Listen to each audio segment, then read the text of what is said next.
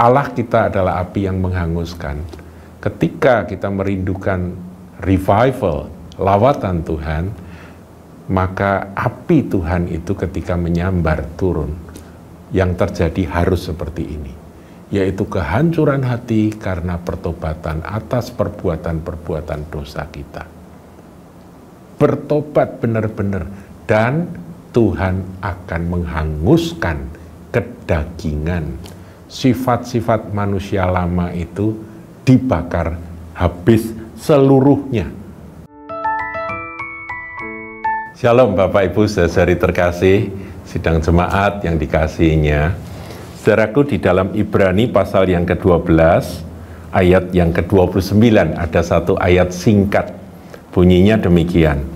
Sebab Allah kita adalah api yang menghanguskan. Singkat, saudaraku. Tapi ini kalau direnungkan dalam ini maknanya. Jadi Allah kita, Tuhan kita itu adalah api yang menghanguskan. Artinya apa, saudaraku?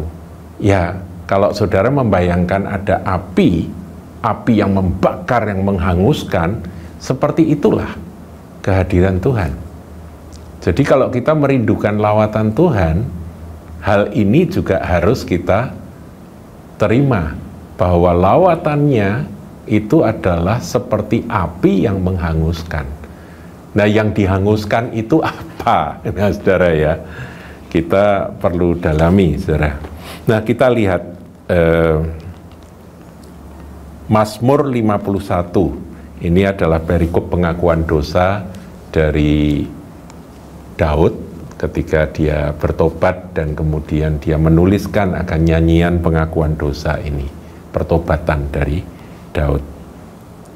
Dia katakan demikian, ayat 19 ya. Korban sembelian kepada Allah ialah jiwa yang hancur. Hati yang patah dan remuk tidak akan kau pandang hina, ya Allah. Ini pengalaman dia, saudaraku, betapa dia berdosa, dia melakukan akan kejahatan yang mengerikan. Kita tahu ya, dia berzina dengan Batsheba, kemudian suami Batsheba ya diperintahkan untuk maju perang dan kemudian jenderalnya disuruh ninggal, ya panglimanya disuruh ninggal sehingga dia ya akhirnya mati, saudaraku, di medan pertempuran Uria itu, supaya dia bisa mengambil Batsheba jadi istrinya. Ini jahat sekali, saudara, dan Tuhan menegur akan kejahatan dia dan Tuhan juga menghukum. Jadi saudara jangan pikir bahwa orang berbuat dosa kemudian bertobat, diampuni, ya sudah begitu saja. Enggak, ada pengampunan, tapi juga ada hukuman. Yaitu yang dialami oleh Daud. Makanya saya ingat sekali ya, ada seorang hamba Tuhan katakan, jatuh dosa, rusak, hancur, jahat, tapi kemudian bertobat, itu bertobat dan diperbarui menjadi manusia baru, itu indah sekali. Betul, saudaraku. Tapi ada satu kalimat bijak yang berkata, bagaimanapun juga lebih indah kalau nggak usah pakai jatuh. Ya, setuju ya saudaraku ya. Nah, Daud jatuh, saudaraku, dan dia dihukum dan dia sangat menderita dengan semua hajaran dan hukuman Tuhan. Tapi dia diampuni. Dia diampuni, dan inilah doa, seruan doa dari Daud.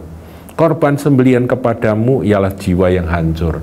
Zaman dahulu, saudaraku, orang kalau bertobat mereka membawa korban penebus dosa, korban sembelian ke rumah Tuhan. Tapi dia tahu bahwa binatang yang disembelih, yang dikorbankan itu sebetulnya hanya lambang. Yang Tuhan inginkan itu adalah jiwa yang hancur, hati yang patah dan remuk. Betul-betul bertobat, hancur di hadapan Tuhan. Itu yang diterima. Jadi ini lambangnya saja, yaitu korban sembelihan. Kemudian ayat yang ke-21, kita lompat ya. Tadi ayat 19, sekarang 21. maka engkau akan berkenan kepada korban yang benar. Seperti apa sih korban yang benar? Yaitu dikatakan korban bakaran dan korban yang terbakar seluruhnya. Maka orang akan mengorbankan lembu jantan di atas mezbahmu. Ini memang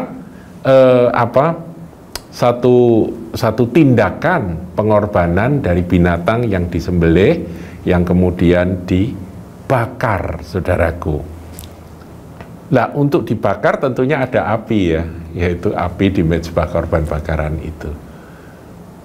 Dan dikatakan di sini korban yang benar, yaitu korban bakaran dan korban yang terbakar seluruhnya. Hangus dagingnya betul-betul habis. Ini yang saya maksudkan, saudaraku. Bahwa Allah kita adalah api yang menghanguskan.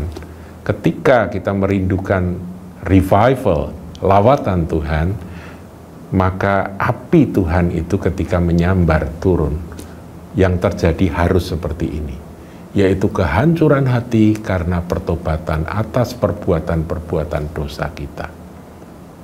Bertobat benar-benar, dan Tuhan akan menghanguskan kedagingan. Sifat-sifat manusia lama itu dibakar habis seluruhnya. Nah, itulah korban yang berkenan, korban yang berkenan dan yang benar. Ingat saudara akan kata-kata Rasul Paulus dalam Roma 12. Karena itu saudara-saudara, demi kemurahan Allah aku menasihatkan kamu supaya kamu mempersembahkan tubuhmu sebagai persembahan. Persembahan, saudaraku, yaitu diambil dari kata tusia, itu bahasa Inggrisnya a sacrifice, korban ya. Jadi saya ganti aja ya supaya lebih mantep ya. Supaya kamu mempersembahkan tubuhmu. Di dalam tubuh saudara ini ada daging, tapi juga ada jiwa, kemudian ada roh ya. Itu dipersembahkan, dikorbankan. Nah, ketika dikorbankan, ingat akan cara orang-orang Yahudi menurut hukum Taurat mempersembahkan korban sembelian. Korban sembelian itu artinya ketika binatang itu dibedah, itu jeroannya, saudaraku ya, organ-organ dalamnya itu keluar semua. Itu gambaran dari jiwa yang hancur, hati yang remuk tadi, terbuka, jiwaku terbuka. Ngerti ya saudaraku? Jadi jiwa kita ini benar-benar terbuka, seperti dibedah begitu.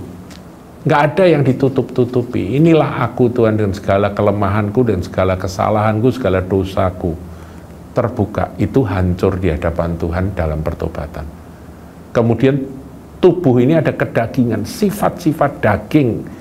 Ini jadikan persembahan atau korban yang hidup, kudus, dan berkenan. Jadi nggak mati, saudara, kita tetap hidup, tapi kita punya karakter sifat manusia lama yang dikorbankan sebagai korban yang hidup, kudus, dan berkenan. Terbakar habis, hangus terbakar. Ya, jadi seperti itu ya, saudaraku, itulah ibadahmu yang sejati. Allah kita adalah api yang menghanguskan. Lawatan Tuhan datang, kedagingan kita terbakar habis. Kesombongan, sifat-sifat daging itu ya, sombong, angkuh, dan egois, semua itu nanti terbakar habis. Dan refleksi kemuliaan Tuhan itu akan dinyatakan. Tuhan Yesus memberkati. Jangan lupa like, comment, share, dan subscribe channel GKBK Hal Semarang.